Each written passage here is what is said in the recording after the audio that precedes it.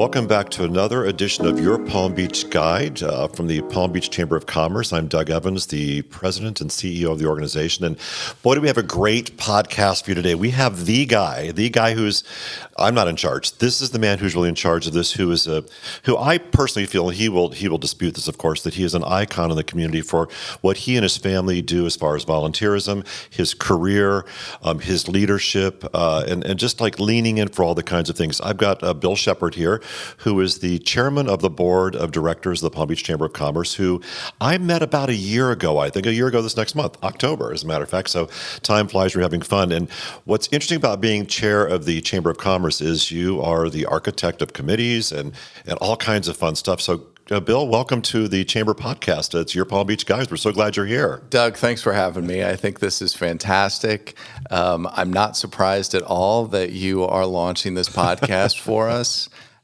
You are very forward-thinking, and that was obvious to everybody on the board when we were going through the process to try and find somebody to fill the role that you do, and you fill it so well. So thanks for creating this event, and thanks for having me on your show. Well, of course, what's fun about this is when you and I first met a year ago in October of 2022, hard to believe, you think about these numbers going by, we talked about, just you and I talked, I remember the first day you and I spoke on the phone, like an hour and a half. You talked about the vision for the future of the Chamber and the community, the charities, the corporations, things that really needed to happen for Palm Beach because of this exponential growth in the market. Now, you're not a native Palm Beach County person, correct? I'm not. I grew up in St. Louis, Missouri, but I feel like a native because my St. Louis Cardinals play in Palm Beach County for spring training. So, how long have you been here? How many years? I moved to Miami in 1996, okay. And I enjoyed my time there, but I needed to find a new place to call home, and Palm Beach County was that spot, and the Palm Beach area is just fantastic. So I moved here in 2003. So people are listening. What's the alumni? What's the school? Where'd you go to school? Where'd you get your educational background as far as your legal training? Sure. So I'm a lawyer. I run the office for Holland and Knight here in Palm Beach.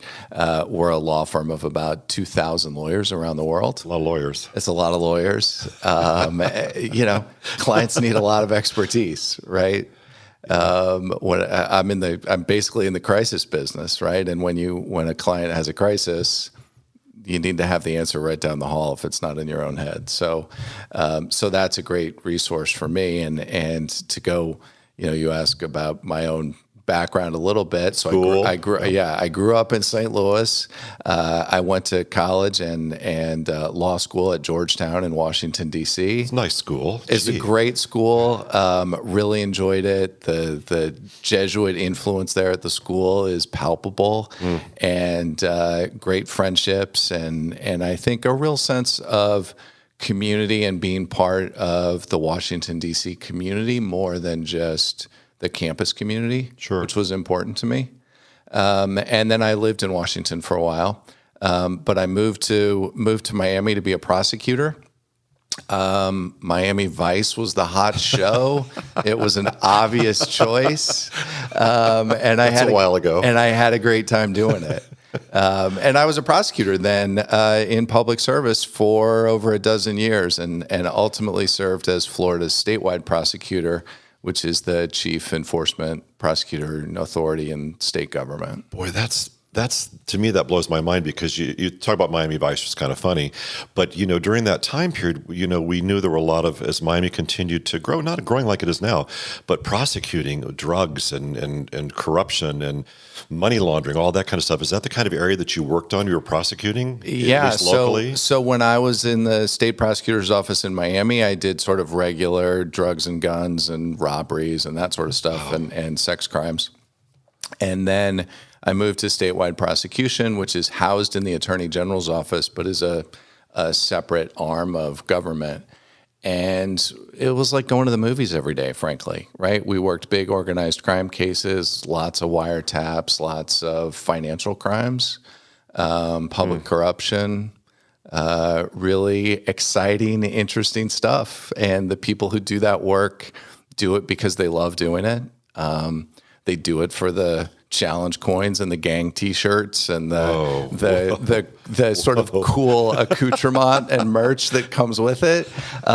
They don't do it for the money, right? They do it because they believe in the work, and it's exhilarating. Did you, when you were in school, pursuing your law degree, did you say, this is what I want to do? I want to do prosecution. Did you early on? Because I think about lots of people, who are listening here and people maybe in school and our young professionals, of course. Did you know that's what, because most students don't know that's what they want to do. And that's, when you talk about that, that's really specific and that's really intense. It was really specific. And when I was in law school, I thought maybe I wanted to go into the FBI. Okay. Because at the time you had to either be a lawyer, a CPA, or have special language training. Okay. To get into the FBI. And so I looked into that. I was interested in it for a while. And then I had a summer internship at the U.S. Attorney's Office in D.C., the local prosecutor. And I just had a great time doing it. And so I decided that was going to be the path for me and that facet of law enforcement. And I wanted to be a lawyer. I wanted to be in the courtroom. And I knew that serving that public service function was going to allow me to do that in a way that private practice at that time just would not have allowed me to do, right? I mean, I was handling very serious cases less than a year into it. That's interesting. So it's a big responsibility, though, too, right? Because you're young and you're sitting across the table from a victim who has really suffered a traumatic, life-changing event, whether it's an armed robbery or sex crime or something very serious in their life or injury to their child or something like that. And you feel that weight. And that's why the work is important. Yeah. Did you ever feel at risk when you're prosecuting these folks? You do occasionally. I mean, that's sort of part of it, but not in a material way. Anytime I went anywhere that was dangerous, I was always the 10th person there, and the SWAT team was in front of me, right? So, in your armor, yeah. So that was never an issue in that sense. There were certainly threats, and that's just a part of that business. Yeah. When I was the statewide prosecutor, we did a lot of gang work. We changed Florida's gang laws with the help of the Florida legislature. We did a grand jury and indicted over 200 gang members and charged them with racketeering in various parts of the state. And during that process, we had to put a few of our prosecutors into safe housing and things like that because of threats against them. That's scary. So you left St. Louis, which is the home of WashU. Yeah, the home of Washington University, which is a fantastic school. It's also the home of St. Louis University, another great school. But not what you wanted to pursue, because Georgetown's amazing. I mean, and that you were in the nation's capital at that time in your life, a young person, like 18 to whatever at that point in time. That, to me, that's amazing, because the exposure you get there just on a daily basis. And I would assume, I've never lived in D.C., done business there, that you're pretty much inundated every day with what's happening with the government, with the national, all kinds of things. And that's got to be kind of cool, through school. The local news is the global news. Yeah, right? And it really is. And you're walking past the Supreme Court. I had a summer job working at the Supreme Court Historical Society. Saw Whizzer White, just in the That's walking crazy. down the hallway. That's crazy. That was just kind of the nature of it. Famous people at your pizza place, right? That's totally cool. It's like going to school in New York City, quite honestly. Yeah. To an NYU or something, which is amazing to me. So you came to Florida, and when you think about Florida now, we'll talk about the chamber in a minute.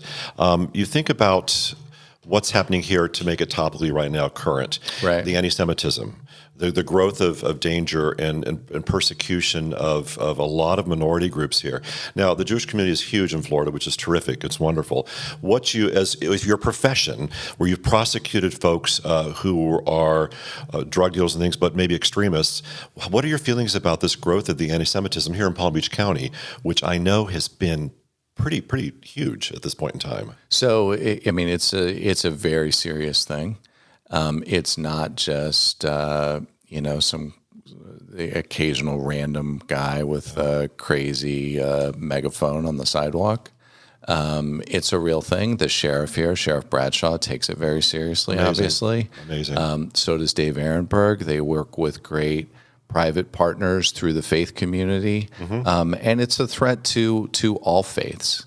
Right, it certainly focuses on the Jewish community, and there is a lot of support within that community for law enforcement and the efforts that they are undergoing. ADL does a great job as a partner in those things too. Amazing. But I think it's one of the things that brings the community together because safety is so important, right? We can't enjoy the great things about our community if we don't have fundamental safety. And I'm pleased to say that I think in Palm Beach County and Palm Beach, we do a fantastic job of it as a general rule. I agree with you. If you look at other parts of the country that are struggling much more so with some of those issues, I'm very impressed with the work our local people are doing to help the community. Well, what I think is nice about this bill, and I know you've got a lot of friends, which we're going to talk about in a second, at every level.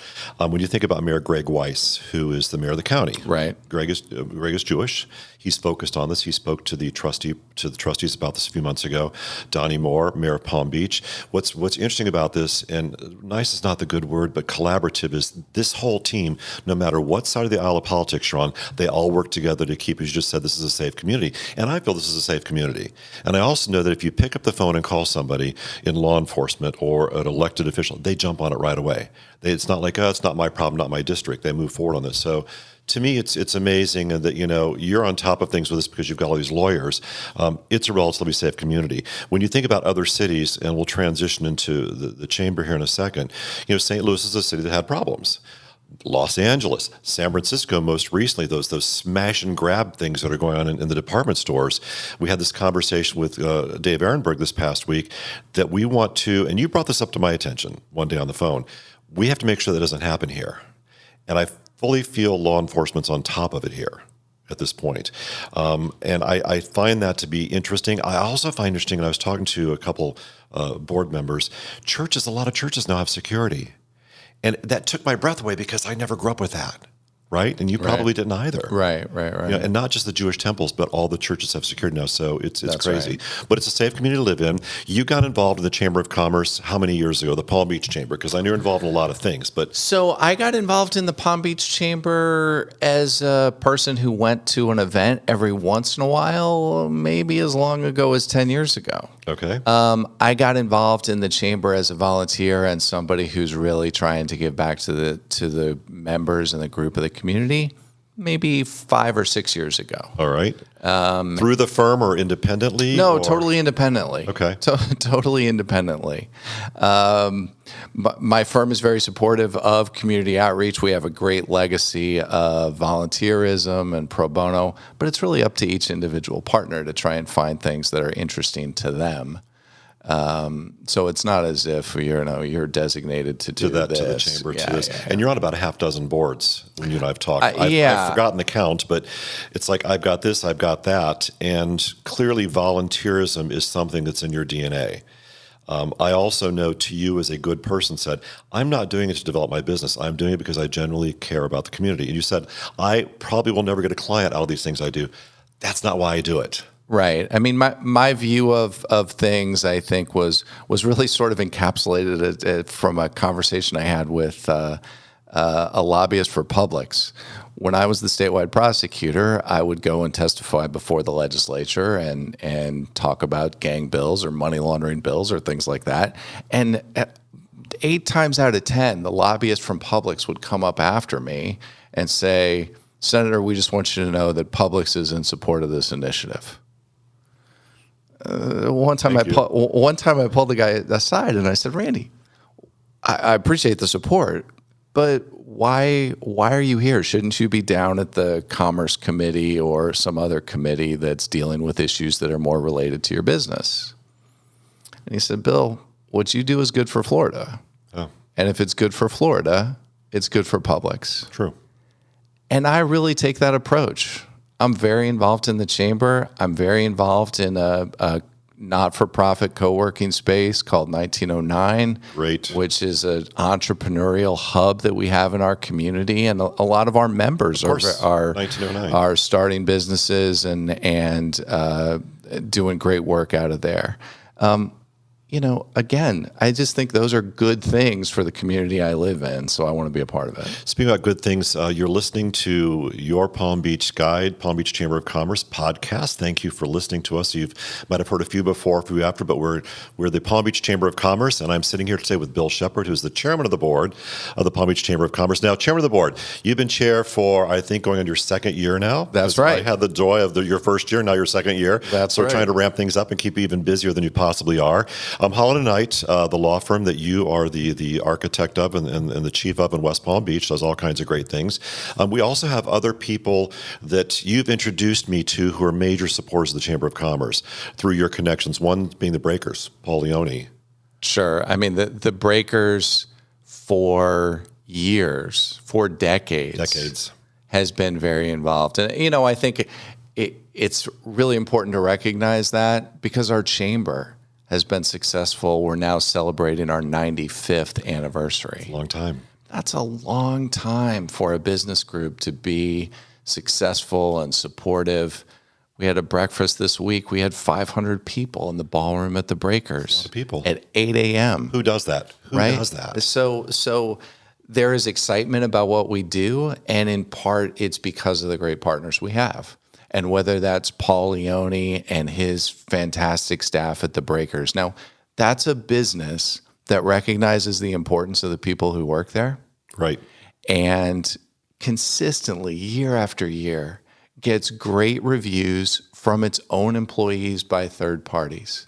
They have a remarkable retention rate that all businesses should be they wish really they had. aspiring Yes, to. exactly. And in part, it's because of the respect they pour into every single employee. And I think it's a great way for our members to start their day at the Breakers and see that in that community. And it's genuine. It's genuine. It's genuine. It's genuine, right? People think outside of Palm Beach, perhaps that it's an elite environment, and why would I be welcome there? Well, it is elite. Yes. But everything about it is elite. The way we interact with each other is elite. We respect the work that everybody puts in, and everybody, my dad used to say, Bill, when you grow up, whatever you want to be a good one. Right. And that's true regardless of whatever type of business or profession you go into. So, if you look at Jeff Sofer, one of our great members and a trustee of our group, his landscaping company is elite. Yes. At Coastal. Yes. Right? The most thoughtful work that goes into that, I think, is typical of some of our members and kind of the strategy we all bring to what we try and do. And frankly, that's what makes it more fun. It does. And the level of respect in this community for people who work at any level. And I was thinking about the Breakers. I was at an event last Saturday night, and a server was there, and she was also there for our breakfast. She recognized me Saturday night from the breakfast last year. Hi, Mr. Evans, how are you? And again, this week on Wednesday morning, I'm like, you know something? And she's a genuinely happy employee. She's been there forever, it feels like. She's a young person, but she's probably 10 years now. She's never going to leave because she's found a home base. We have other members, Bill, who do the same thing. Jeff Sofer's one of them. Grassy Advisors. They're another one. They do these kinds of things. They treat their people very well, and they partner with folks, and they want to work together. And it's, Bill, what it comes down to me is it's a sense of community, which is hard to find anymore in this global society where everything's spreading out and being balkanized. Right. It's community. And I love living in Palm Beach. I'm at home there. I'm very much at home there. It's my hometown. When I first met you, I said, this is my home.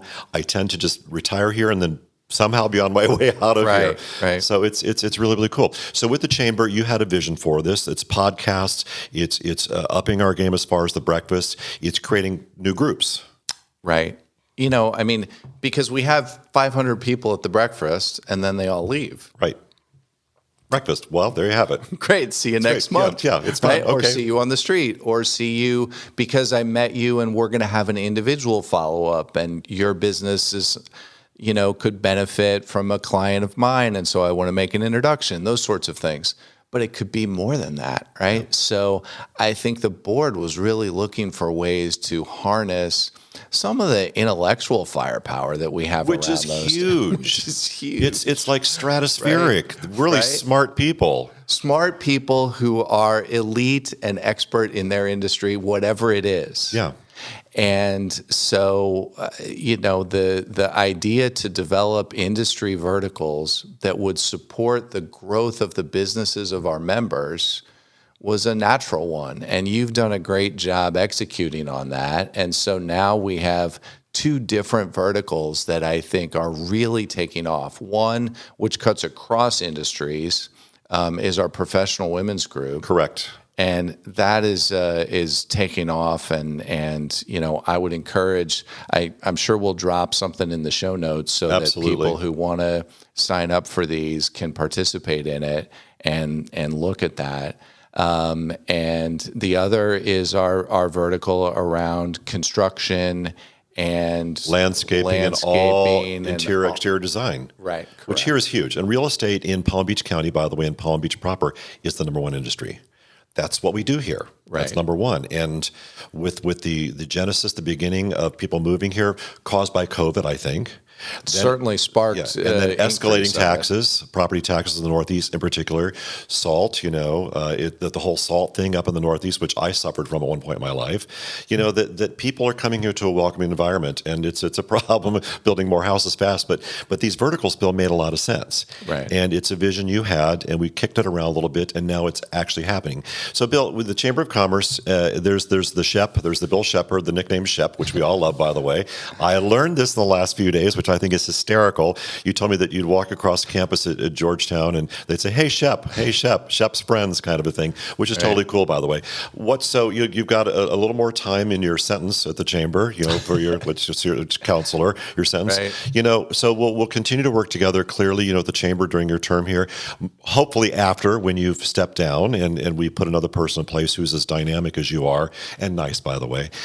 Future for Bill Shepherd. You've got this big law firm. You practice law. You've got a wife. You've got a family, and all those kinds of things. Right. You ski. I found this out this past week. I Well, know you were a skier. This is incredible. I'm new to that sport. I don't want to self-define as a skier. I think my kids would take umbrage with that. But so there's a lot going on in my life, right? I've got two kids, one in college, one in high school, who are both doing great, and it's really fun to see them and a wife who's crazy busy, lives. also like you, and a wife who's very busy professionally, and involved in so many other things. And I think our family life is very full, which is a nice blessing in our lives.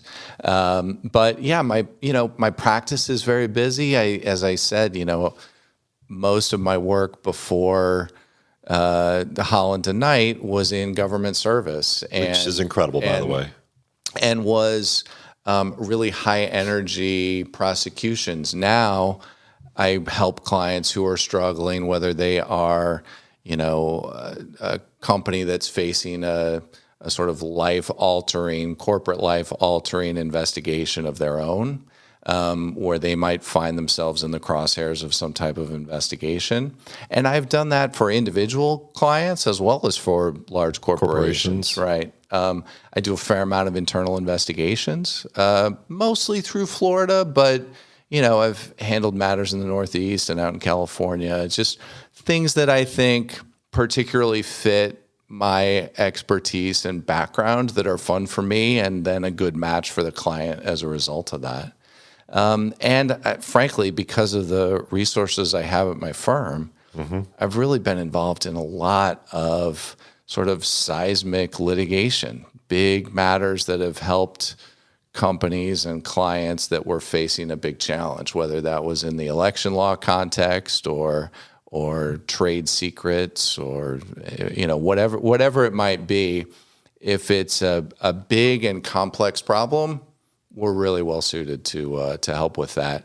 But at the same time, we're a local resource. Yeah, of right? course. Right. We're at your kids' lacrosse game. We're at your we're part of your local faith community with you. Whatever it is, we just happen to have these big resources behind us, which really makes it fun for the sorts of things I can do. Of course, and I also think that you're a major recruiter of people coming here, whether it's employees or corporations, talking about some of the issues in other larger cities on the West Coast of the United States, saying environment here is robust. Right. We have a lot of people moving here, so there's a great employee base, professional employee base. Right. The amount of young people moving to downtown West Palm Beach blows my mind. It's phenomenal just in the time I've been here. But if you were to ask somebody outside of this community a decade ago what they might have thought of Palm Beach, they would have said it's a retirement community for the uber wealthy. Correct. Right? Well, now, sure, some of those people are here, but we have people who are coming here to start their career. Right? Not after they have ended their career.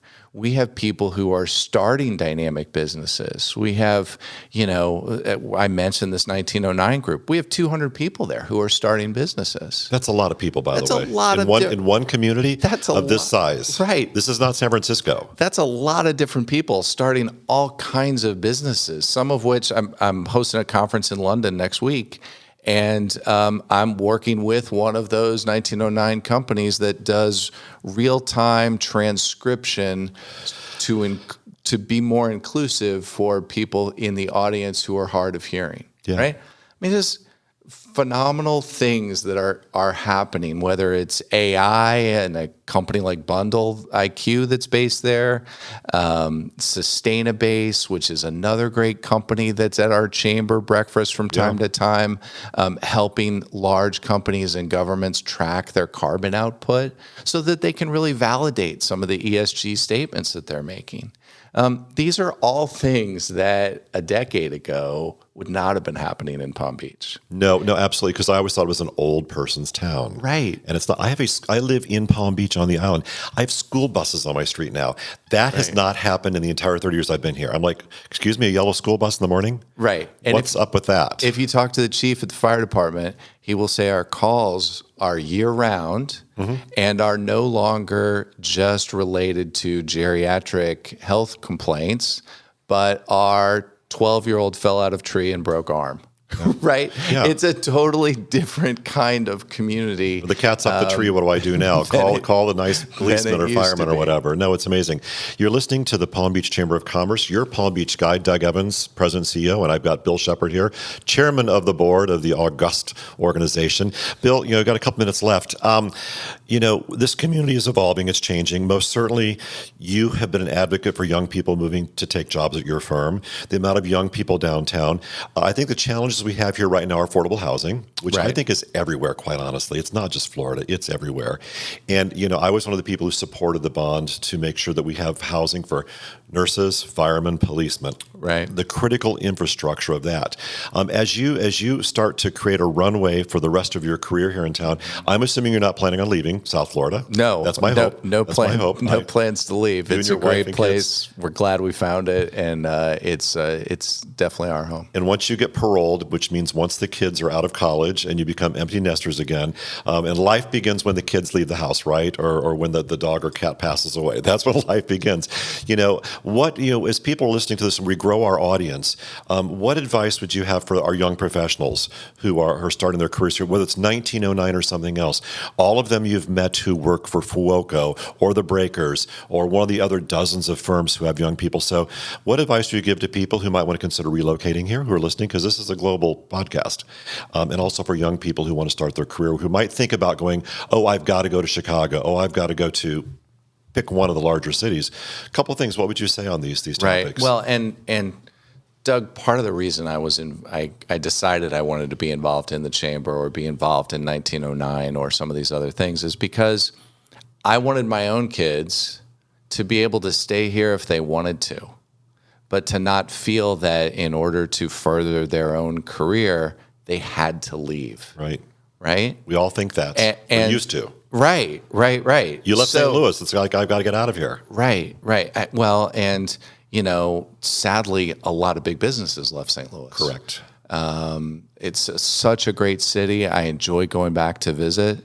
And I have a lot of friends who are doing great things in that community Great too. neighborhoods, the Fox Theater, all the good things. Right. It's an right. amazing city. I used to be an usher at the Muni. Oh my gosh. Member of local B2 union usher. So A friend of mine runs the Muni now, so it's all there good. You go, right. I'm a big local B2. local Okay. B2. Yep. So I was a big supporter and a big fan. But I'm also a big fan of places like DramaWorks here, Of course. here in Palm Beach, Sue right Ellen at the end Merrill, of Clematis. who runs it. She's amazing. Elite theater, Yeah. right? First class.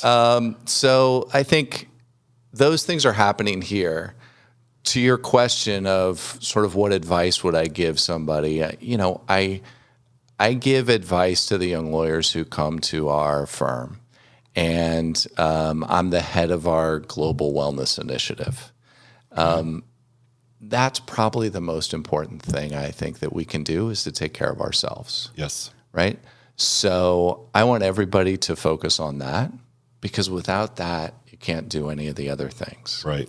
It's easier to focus on yourself, your mental health, your physical well-being when you're in a community like ours where the living, frankly, is just easier. It is. Right? So I tell people it's easy. It's easier, right? I can go for a run at the beach. I can go for a run any day of the year. 300 days of sunshine. Right? So, I mean, that's part of it, I think. Finding a place that you can be part of community. The doctors from the University of Miami Health who were talking about it just at our breakfast, I thought one of the really impressive things he said was that your health is also about your heart, and I don't mean that just as a cardiologist. Right. I mean that you have to feel like you belong and that you are part of a community. And I think we are very inclusive here and welcoming.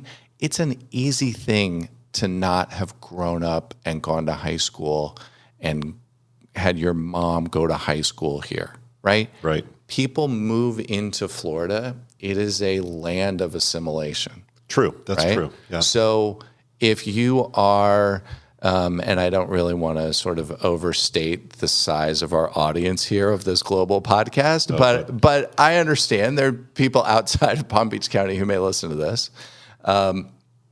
If you want to come here, it's an easy place to find things that fit the things that are important to you and that you want to be a part of, and to just throw yourself into them. And that's what you have to do, right? You have to throw yourself into things because once you do, then if you look at our young professionals group, 150 people at an event over the summer. Which is unheard of. Unbelievable, right? Yeah, Those are unheard of. people who are making this their home, making network amongst themselves, getting to know each other, figuring out how they can help each other, right? Sure. How to be a go-giver, Right. right? Which is a great book, which I love, Yeah. The Go-Giver. And to get things done, right? Another great book that every young person should read is Message to Garcia, right? So just getting things done. Take that message to Garcia. Figure out how it happens.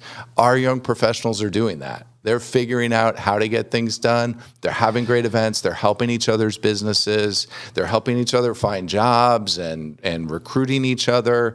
It's really exciting to see for what the future of our community is going to be when you look at the young people, whether it's the president of that group from Hedrick Brothers Construction, a company that's really been actually very involved in our chamber. Huge. And involved in the presence of our community. You drive around and many of the great They're buildings were built by them, right? You see the banners on the buildings.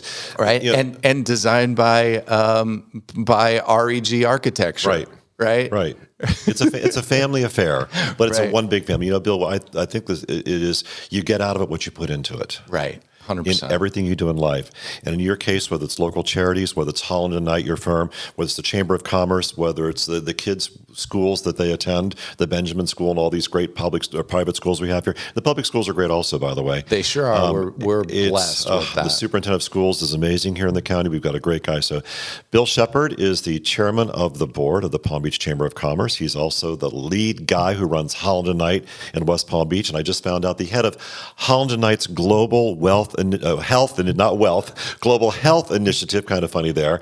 Bill, thank you for coming in today. And now that I know they call you Shep, and you've got a radio voice, so you should come in here more often. We've got some things we're going to kick off in the future, so we're going to have you back to make some announcements on some other larger projects we're considering in the next year or so with some local collaborators on this. Right. So thank you for coming in today. You have been listening to Doug Evans, President and CEO of the Palm Beach Chamber of Commerce, your Palm Beach Guide, our podcast. Keep checking back. You can find us in all the places you find Spotify, Apple. Look for us there, or on YouTube. We've got great videos going here, which you've seen, and you got the stars of the show, I guess. We've got more great guests coming up. And Bill Shepard, thank you very much for coming in here today. We appreciate it. Doug, thanks for having me. I appreciate everything you do for the chamber. Thank you. Your enthusiasm for this role, I think, has been infectious to everybody on the board and the members. You see it from the engagement of our members. We are really fortunate that you're running our chamber, because it's more than a full-time job for you. It's a fun. Labor of love, I think. It's fun. It's a blast. Yeah. I'm having a blast, and it's great to have It's great. folks in the community. So thank you all for listening. And Bill Shepard, thank you for everything. Appreciate it. Thank you, Doug.